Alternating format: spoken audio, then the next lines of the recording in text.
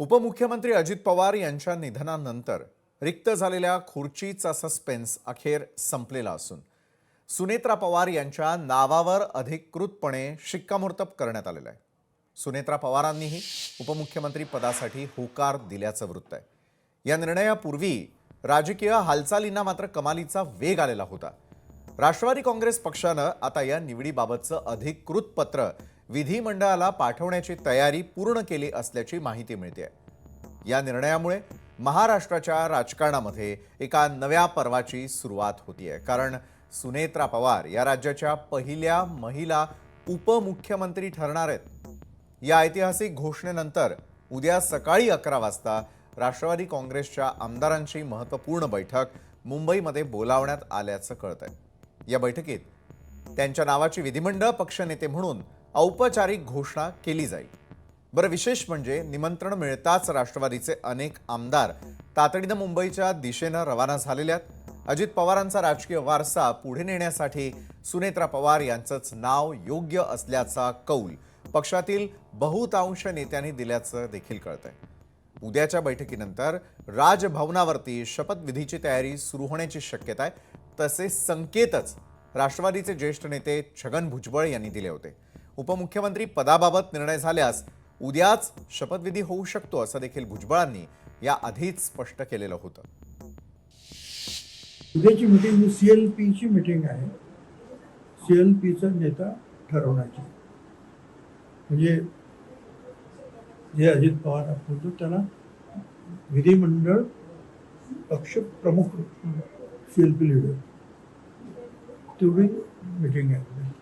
आणि कदाचित एकमत झालं आणि सगळं व्यवस्थित झालं उद्याची उद्या शपथविधी सुद्धा होऊ शकतो।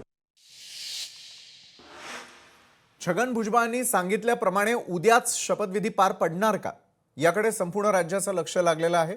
पुढील काही तासांमध्ये राज्याच्या राजकारणासाठी अत्यंत निर्णायक ते तास ठरणार आहेत, कारण आजवर महाराष्ट्रानं अनेक दिग्गज पुरुष उपमुख्यमंत्री पाहिल्यात, मात्र महिला नेतृत्वाला या पदापर्यंत पोहोचण्याची संधी अद्याप मिळालेली नव्हती। आणि त्यामुळे सुनेत्रा पवार यांच्या रूपानं हा इतिहास बदलला जाऊ शकतो। सुनेत्रा पवार या महाराष्ट्र राज्याच्या पहिल्या उपमुख्यमंत्री असणार आहेत। आणि याच संदर्भामध्ये अधिक चर्चा करण्यासाठी आपल्यासोबत ज्येष्ठ पत्रकार प्रवीण पुरो आपल्यासोबत जोडले गेलेले आहेत। प्रवीणजी, खूप खूप स्वागत आपलं आजच्या न्यूज प्लॅनेटमध्ये। प्रवीणजी, एक प्रश्न सगळ्यांना जो सतावतोय सध्याच्या घडीला की दादा गेल्यानंतर राष्ट्रवादीचं पुढे काय। आज दिवसभर अनेक खलबतं सुरू होती। दोन्ही राष्ट्रवादींचं एकत्र येणं असेल किंवा आता दादांचा राजकीय वारसा पुढे कोण चालवणार या संदर्भातही अनेक तर्कवितर्क सुरू असताना राष्ट्रवादीतर्फे एक महत्त्वपूर्ण निर्णय घेतला जाण्याची शक्यता आहे। त्यावरती लवकरच जर शिक्कामोर्तब झालं तर मग राज्याला एक महत्त्वाचं पद म्हणजेच राज्याच्या उपमुख्यमंत्रीपदी पहिल्यांदा महिला विराजमान होताना पाहायला मिळू शकते। एकंदरीत ही दिवसभरातली परिस्थिती तुम्ही देखील पाहिली असेल, काय सांगावं असं वाटतंय प्रवीणजी? एक म्हणजे अजितदादा पवार यांच्या अकाली निधनामुळे राष्ट्रवादी काँग्रेस पुढे प्रचंड अशी एक संकट निर्माण झालेलं आहे। मोठा खड्डा त्या पक्षापुढे आहे, युती सरकार पुढे आहे आणि एकूणच महाराष्ट्राची स्थिती जी आहे दादांच्या जाण्यामुळे जरा उणी झालेली आहे। या परिस्थितीमध्ये राष्ट्रवादी काँग्रेस पक्षाला तग धरणं, तो पक्ष राखून ठेवणं, त्या पक्षाचं युती सरकारमधील स्थान बळकट करणं अशी काही आव्हानं त्या पक्षाच्या समोर होती। मग हे आता कोण करू शकेल? एकतर हे करायचं असेल तर अजितदादांना श्रद्धांजली अर्पण व्हावी, आणि ती जर व्हायची असेल तर सरकारमधील त्यांचं स्थान हे त्यांची श्रद्धांजली म्हणून आपण अबाधित राखलं पाहिजे, अशी भूमिका राष्ट्रवादी काँग्रेस पक्षाने युती सरकारपुढे ठेवली, मुख्यमंत्र्यांपुढे ठेवली आणि कुठलीही आडकाठी न करता मुख्यमंत्र्यांनी राष्ट्रवादी काँग्रेस पक्षाची मागणी तात्काळ मान्य केली आणि सुनेत्राताईंना राज्याचे उपमुख्यमंत्री करण्याचा निर्णय मुख्यमंत्र्यांनी घेतलेला दिसतोय। एकूणच ही स्थिती जी आहे आज महाराष्ट्रावरती अजितदादा नसल्यामुळे अजितदादांनी राज्याचा अर्थसंकल्प तयार करण्यासाठी खूप मोठी भूमिका आतापर्यंत घेतली। सर्वाधिक राज्याचे अर्थसंकल्प सादर करणारे अर्थमंत्री म्हणून दादांच्या नावाच्या पाठीमागे एक वलय आहे राज्याच्या अर्थसंकल्पाचे। एक आर्थिक स्थिती महाराष्ट्राची दोलायमान झालेली आहे. अशा परिस्थितीमध्ये राज्याला जर तग धरायचं असेल, राज्याला आर्थिक संकटातून बाहेर काढायचं असेल, तर त्याच्यासाठी अजितदादा पवार हे अतिशय सक्षम असे नेतृत्व आर्थिक स्थितीसाठी महाराष्ट्राला मिळालं होतं. आता हे जर सगळं करायचं असेल तर आपण राष्ट्रवादी काँग्रेस पक्षाला कुठल्याही प्रमाणात त्यांना असं वाटू नये की आपण अविश्वासाने जातोय. ही भूमिका भारतीय जनता पक्षाने आणि मुख्यमंत्र्यांनी घेतली. यामुळेच राष्ट्रवादी काँग्रेस पक्षाची मागणी मुख्यमंत्र्यांनी आणि युती सरकारने मान्य केलेली दिसते. हे सगळं पाहता राष्ट्रवादी काँग्रेस पक्षाचं विलिनीकरण होईल का दोन पक्षांमध्ये, हा एक मुद्दा हा कालपासून पुढे आलाय. खरं म्हणजे बरोबर आहे. मी याच महत्त्वाच्या विषयावरती आपल्याकडे पुन्हा एकदा येईनच, कारण राष्ट्रवादी काँग्रेसच्या दोन्ही गटांच्या विलिनीकरणाबाबत आता पवार कुटुंब मोठा आणि निर्णायक पाऊल उचलण्याच्या तयारीत आहे. सूत्रांकडून मिळालेल्या माहितीनुसार दोन्ही राष्ट्रवादी पक्षांच्या भविष्याबाबत येत्या 2 दिवसात अंतिम निर्णय होणार आहे आणि या प्रक्रियेतील सर्वात महत्त्वाची अट म्हणजे आधी दोन्ही पक्षांचं विलिनीकरण केलं जाईल आणि त्यानंतरच नेतृत्वाच्या मुद्द्यावर चर्चा केली जाईल. अजित पवार यांच्या कुटुंबानं या संदर्भात ज्येष्ठ नेते शरद पवार यांच्याशी सविस्तर चर्चा करण्याचं ठरवलं असल्याची माहिती मिळत असून या भेटीनंतर विलिनीकरणावर अधिकृत शिक्कामोर्तब होऊ शकतं. सूत्रांनी दिलेल्या आणखी एका खळबळजनक माहितीनुसार राष्ट्रवादीच्या एकत्रीकरणासाठी स्वतः अजित पवार यांनी तब्बल 14 बैठका घेतल्या होत्या. पक्षाला पुन्हा उभारी देण्यासाठी आणि कार्यकर्त्यांची एकजूट राखण्यासाठी दादांनी आधीच या विलिनीकरणाची पायाभरणी केलेली होती, अशी आता चर्चा सुरू झालेली आहे. आता संपूर्ण महाराष्ट्राचं लक्ष हे पवार कुटुंबाच्या हालचालींकडे लागलेलं आहे.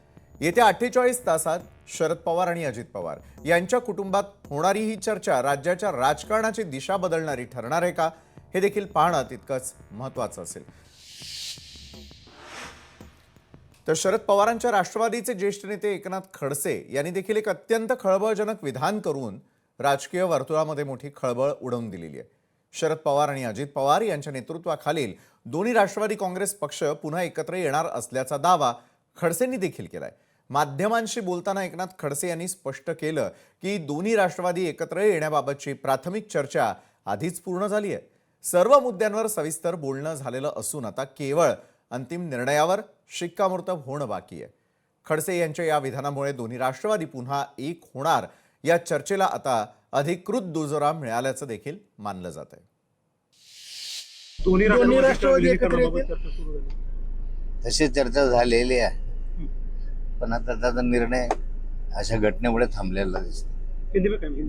होईल. दोनों राष्ट्रवादी साथ आएंगे, दोनों राष्ट्रवादी एक साथ आएंगे.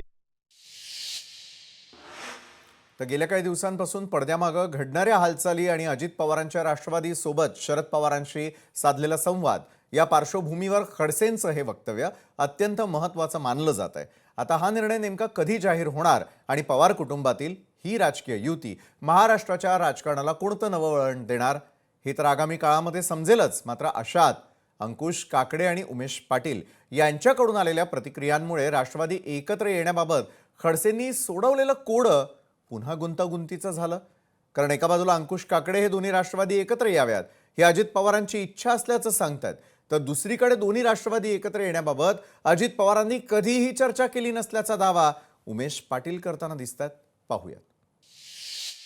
एकत्र व्हावं अशा प्रकारची पहिल्यापासूनची माझी भूमिका होती.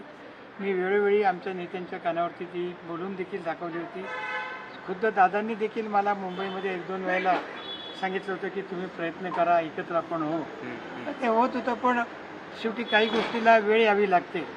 पण खरं म्हणलं तर ती वेळ कदाचित जिल्हा परिषदेचे निकाल लागल्यानंतर ती आली असती, पण तो दुर्दैवाने ज्यांची इच्छा होती ज्यांनी तेच आज आपल्यामध्ये नाही. माझं या महिन्यामध्ये अनेक वेळेला अजितदादांशी चर्चा झाली, परंतु त्यांच्या चर्चेच्या दरम्यान दोन्ही राष्ट्रवादी एकत्रित येण्याच्या संदर्भातला कुठल्याही प्रस्तावाच्या बाबतीत काही चर्चा असल्याचं ते काही मला बोलले नाहीत. मी अनेक वेळेला त्यांना या बाबतीत विचारलं होतं, परंतु तसा कुठलाही प्रस्ताव नसल्याचं ते वारंवार सांगायचे. आज दादा हयात नाही आहेत, त्या पार्श्वभूमीवर या संदर्भामध्ये आज रोजी कुठलंही भाष्य करणं हे आतताईपणा होईल आणि माझं त्या संदर्भामध्ये मी बोलणं हे तर अजिबातच योग्य राहणार नाही, कारण तो अति वरिष्ठ लेवलचा विषय आहे. आणि पुन्हा याच महत्त्वाच्या विषयावर चर्चा करण्यासाठी प्रवीण पुरो आपल्यासोबत जोडले गेलेले आहेतच. प्रवीणजी, आपण पाहिलं असेल विलिनीकरणाचा मुद्दा हा आता चर्चेच्या अगदी केंद्रस्थानी आलेला आहे. काही नेते मंडळींचं म्हणणं आहे की या संदर्भातल्या चर्चा आधीच झालेल्या आहेत, केवळ शिक्कामोर्तब बाकी आहे. काहींचं म्हणणं आहे की अजितदादांनी असे कुठल्याही प्रकारचे प्रयत्न केलेले नव्हते. खरं खोटं कोण ठरवणार? कोण विलिनीकरणाचा निर्णय घेणार? आणि राष्ट्रवादीचं पुढचं भवितव्य काय असणार? नाही, कसं आहे की राष्ट्रवादी काँग्रेस, दोन राष्ट्रवादी काँग्रेसचं विलीनीकरण होणं, एकत्रीकरण होणं, या संदर्भात गेल्या काही दिवसापासून चर्चा सुरू आहे. प्रामुख्याने डिसेंबर महिन्यापासून अजितदादा पवार आणि राष्ट्रवादी काँग्रेसच्या शरद पवारांच्या गटाकडून सातत्याने याच्यावर प्रयत्न करत होते. स्वतः अजित पवार आणि शरद पवार हे दोघंही यासाठी सकारात्मक होते. आणि याचं आपल्याला पाहायला मिळेल की आत्ताच ज्या महानगरपालिकेच्या निवडणुका झाल्या त्याच्यामध्ये पिंपरी चिंचवड आणि इतर ज्या महानगरपालिकांमध्ये राष्ट्रवादी काँग्रेस पक्षाच्या दोन्ही गटाचे जे उमेदवार होते ते एकाच घड्याळ चिन्हावर उभे राहिले होते. याचा अर्थ सरळ होता की दोन्ही पक्षांमध्ये मनोमिलन झालं होतं, त्यांना एकत्र यायचं होतं. जिल्हा परिषदेच्या निमित्ताने हे होण्याची शक्यता अगदीच जवळ आली होती. आपण म्हणतोय की अंकुशराव काकडेंनी जे सांगितलं ते खरं आहे की अजितदादा पवार यासाठी पूर्णांशी सकारात्मक होते आणि कुठल्याही परिस्थितीमध्ये पक्षाचं जर अस्तित्व जर कायम ठेवायचं असेल, आणि आता पण माहिती आहे महाराष्ट्रामध्ये किंवा देशभरामध्ये भारतीय जनता पक्ष इतर छोट्या पक्षांची काय अवस्था करून ठेवते हे लक्षात घेता जर राष्ट्रवादी काँग्रेस पक्षाला तग धरायचं असेल, आपली शक्ती दाखवायची असेल तर दोन्ही गट एकत्र आले पाहिजेत. या संदर्भातली खात्री लायक स्थिती दोन्ही गटांमध्ये होती. स्वतः शरद पवारांची होती, अजित पवारांची होती. यामुळे दोन्हीही नेते एका सकारात्मक परिस्थितीमध्ये एकत्र येण्याच्या तयारीला होते. त्यांनी तशी अगदी मानसिकता केली होती. कार्यकर्त्यांची जी जडणघडण केली होती, पदाधिकाऱ्यांनी तसं सांगितलं होतं, त्यांना संकेत दिले होते की हे व्हायचं आहे. अचानक अजितदादा आपल्यातून निघून गेले आणि राष्ट्रवादी काँग्रेस आता एकत्र येणार की नाही, कारण शरद पवार यासाठी आजही सकारात्मक आहेत. फक्त एकच आहे की पलीकडच्या बाजूने जे निर्णय प्रक्रियेमध्ये प्रखर असलेले अजितदादा नसल्यामुळे आता याच्यामध्ये थोडासा खोडा पडलाय. पण अंकुश काकडे आणि इतर जे काही कार्यकर्ते आहेत त्यांच्यामुळे पक्षाला लवकरात लवकर निर्णय घ्यावा लागेल, जेणेकरून राष्ट्रवादी काँग्रेसचं अस्तित्व अगदी तल्लख राहील असं एकूण स्थिती त्यांना पक्षाला दाखवायला हवी. बरोबर आहे. थोडं पुन्हा एकदा येईन, कारण विलिनीकरणाचा निर्णय तर अतिशय महत्त्वाचा असेल. दुसरीकडे उपमुख्यमंत्री पदासाठी सुनेत्रा पवार यांनी दिलेला होकार, या संदर्भातला देखील निर्णय हा पारिवारिक आणि पक्षीय अशा दोन्ही पातळींवरती झाल्यानंतरच यावरती शिक्कामोर्तब झालाय असं समजायचं का? नाही, कसं आहे, पक्ष पातळीवर कसं आहे की एकदा राष्ट्रवादी काँग्रेस पक्ष अजितदादांचा गट जो आहे तो युती सरकारमध्ये असल्यामुळे त्या गटाला सरकारमध्ये एक वेगळं महत्व आहे. आणि अजितदादा नसल्यामुळे जे निर्माण झालेली पोकळी या पक्षामध्ये ती जर भरून काढायची असेल तर सरकारमध्ये आपलं अस्तित्व असणं गरजेचं आहे.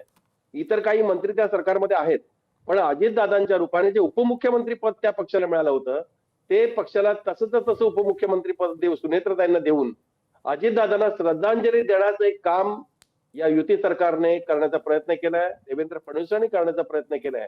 या माध्यमातून राष्ट्रवादी काँग्रेसला आपला जे अस्तित्व आहे वाढवण्याची एक संधी आहे.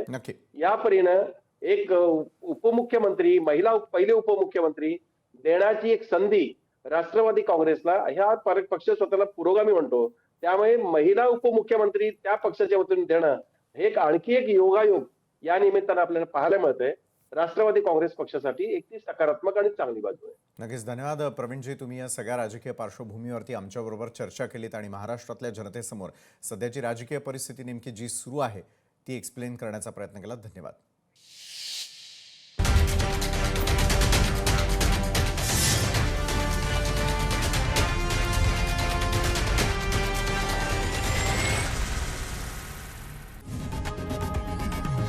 लोकशाही मराठी ऐका, पहा, जागरूक रहा.